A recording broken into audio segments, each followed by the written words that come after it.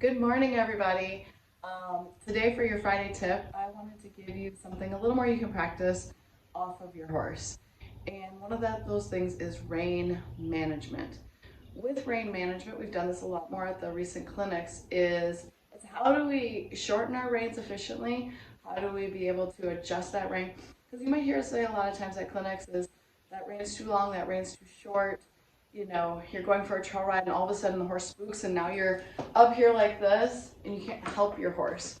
So there's a quick little tip that I'm going to show you with here on the ground that you can practice with. I do this in front of the TV when I, am playing, and I sit on an exercise ball to check my balance. And this is going to be like kind of a two-part video because I'm also going to show you from the saddle what it looks like and hopefully give you that really nice view. But here I'm going to show you both split reins and a single rein, because they're both used a lot. A lot of times the split reins are what confuse everyone. So off the horse is a great place to practice on knowing how to manage those reins. Now I am going to say one thing, a little quick tip. When you get split reins, really try to have it where it's a little bit weighted on the end. It helps out a ton. When it's not weighted, sometimes it can get a little fumbly.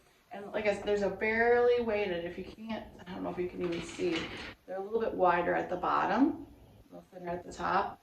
I don't know if you can see that or not. It just adds just a little bit extra weight. So I'm going to do it first with the split reins, and I'm going to show you my single rein and just how easily it can be to shorten or lengthen the rein. It gives you confidence out on the trail. When I go out on the trail and I kind of have a plan if something were to go wrong, it builds my confidence, like I know I can get this under control. And that's what I want to build in you guys, both you and the horse. The horse knows if you know what to do next. And it gives you confidence that okay, if this happens, I do this. So one of those is how to shorten the reins, how to be able to adjust those reins, so that way you can gain directional control. So my favorite thing to do is I put the bridle right onto the back of a chair. This gives me two things. One, it gives me a good position. Sometimes I flip around there. Is I can also watch the bit. I know I have this a little bit different way, but I can watch that bit and see how much that bit moves, because that's how much it moves in my horse's mouth. And we really focus in on keeping that nice and soft and really kind of creating a safe spot for the horse. Now that's where that bit's going to be. It's not going to do a lot of moving. So I have split reins.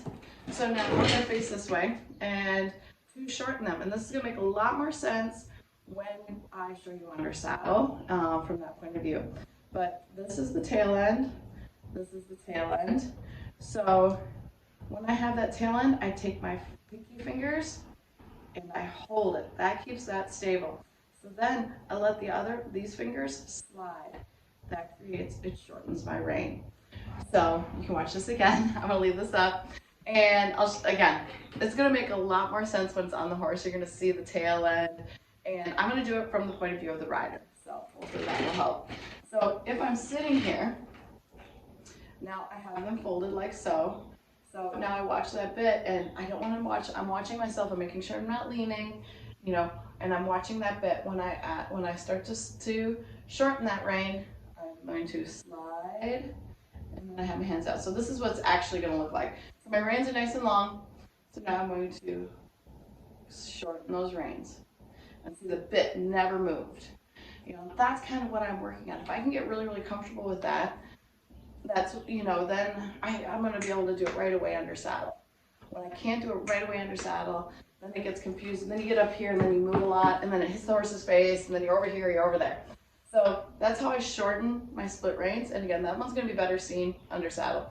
Now the other way I want you to think about shortening your reins, is I have these laid over on each side, is if I want to shorten one rein, how do I slide down?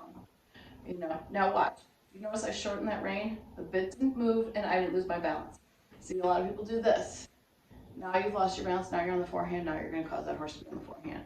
So I even just play with this, like how do I lift the other rein in order to shorten my right rein? I lift my left rein in order to help shorten that rein. And look at my elbow, it's nice and open. Remember, if it's at 90 degrees, you're pulling on your horse. It's not straight, it's not overbent, it's nice and soft right in the middle, because that's what creates softness in the bridle. So that's how you do it with the split rein. Now, single rein. We talk a lot about the bridging of the rein. What do I mean when I say bridging of the rein? There's two things that we do when we bridge the rein. That helps start get the horse used to the outside rein and controls the outside shoulder. Plus, it also helps that I can easily slide down and shorten that rein if I need to. So we ride, if you've ever been to our clinics or you've seen us ride, we always ride with a fairly long rein.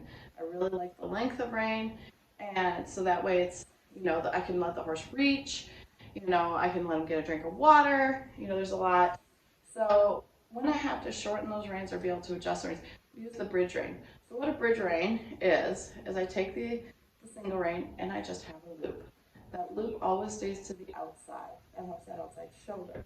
So I can ride down the trail, and a lot of times I'll already have that loop, but I have that extra rein so that way they can go get a drink, as I ride. So I've always practiced with that loop because that's an easy way to be able to adjust those reins. Because now that I'm in that loop, watch, I could slide that. If I'm riding along and then the deer jumps out of nowhere and my horse does this, but I always think of, I don't want to pull back. I don't want to do this. I want to slide down and be ready to be able to guide that horse. And I can ride like this and go easily right to that. And if you watch, if I'm riding along, I want you to kind of watch my bit. I know you can barely see it, but if I slide down, do you see how little movement there is in that horse's mouth? And that's what I want to practice. I want to be able to slide to either side and be comfortable with it. So there's your tip for practicing off of the horse. Put your bridle on the back of a chair while you're watching TV. Get used to being able to manage those reins. It's really, really important for you and your horse, building that confidence that you can be able to adjust. Now let's take a look on under set. Hey everybody. Okay, now you're getting the view from this point of view. So I want to show you first how to manage those split reins. So do you see how this is the tail? This is not going to the horse. This is the tail. It's not going to the horse. So do you see how it's in my pinkies, in my, on the edge? And then my pointer finger and my middle finger are there. So when I slide, there you go. That's how I shorten my reins. And then to do the opposite, I do the, I'll grip the middle part. But I really grab that tail end. I'll show you more with this hand. I grab that tail end with that finger. That way it holds it. And then when I slide, that automatically shortens it. Then I drop the tail end and I let it come back to middle. So hopefully that helps seeing it from that point of view. How do I shorten and lengthen those split reins? I'll show you how to do it as he's moving. As we turn now, do you see how I just slide my hand down and I can turn? We're just warming this horse up. He's just getting started. So look at those ears. Okay, so now when I want to shorten both reins, I hold that tail end, slide, and now, like with him, all I gotta do is close my fingers and he stops. And, that's how I shorten and lengthen those reins with the split rein. Now, I want to show you one more thing. Okay, and imagine I'm going down the trail. All I'm doing is, I have one rein. This is what happens to a lot of people, especially after a couple hours of riding. You ride one-handed. So watch your shoulders, by the way. But if he were to spook, look how quickly, boom, I can get right here and I can get a bend if I need it. Or boom, I can go right here, I can get a bend. But watch, I lift the outside rein up to slide the hand. That way it doesn't affect his mouth. And two, it doesn't affect my body position. I keep my shoulders nice and upright, so that way I don't fall out of balance. I don't throw him out of balance, but yet I can shorten that rein and I can get direction. I hope that helps from this point of view. Now we're going to go off and we're going to get a single rein. I'll show you what the bridging of the rein looks like. All right, now we're going to do it. I have a single rein. So what I mean when I say a bridge rein is it loops just like that.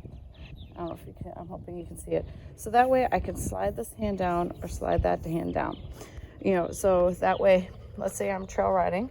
And again, we all do it. We're supposed to, to try to keep equal and even. We always have it, this is how we think of riding. But I see a lot of times this. And so I just want to be able for you to know where those reins are and the length of reins. Because if they're like this, a lot of times then if I really try to grab that inside rein, there's a lot of rein there. So I really have a tendency to ride with a nice little loop and maybe a small loop. But also there's something about it when I have this loop in my outside hand and I lay it across my neck. I don't know if you can see him, how he turns. If you ever been to our clinics or kind of watched our videos, we do this a lot. There's a warm-up exercise that we go like this. It starts to get a feel on that outside shoulder. Now look at him bring his shoulders around. Hopefully this won't get anybody too motion sick. But I flipped that, and now I'm on that outside. Oops, there we go. Now I'm on that outside shoulder. So that's why we have that loop a lot of times. It gets the horse used to and gets me aware of the outside aids. But now for the purposes of rein management, watch this. If I slide down, just like I did in the split reins, I have that loop and I slide down. I bring this one up as the other hand as the other hand slides down. So I want you to, have a feel of that. And you can see as I slide down, especially with this horse, when I go into that slide, I don't have to touch his mouth yet. He feels me sliding down that rein, and he's already going to turn his head because he's like, he can prevent pressure in his mouth when he feels that. So that's why I do that slide. Do you notice that loop never went out of that rein? He feels it coming and says, I better bend. But he stops. Look at that. He doesn't come all the way to my knee. He stops where he feels that pressure, or he feels that feel decrease. He doesn't come all the way. He stops right where it's supposed to. So, think about this, you guys, when you're doing rein management. I hope this view helps, because I thought, I've actually had a ton of people offer to video me, which is fantastic. But this time I really wanted to get you guys a viewpoint from here, so you could see my hands working as I'm on the horse, because I think this is a little bit more helpful in this particular tip.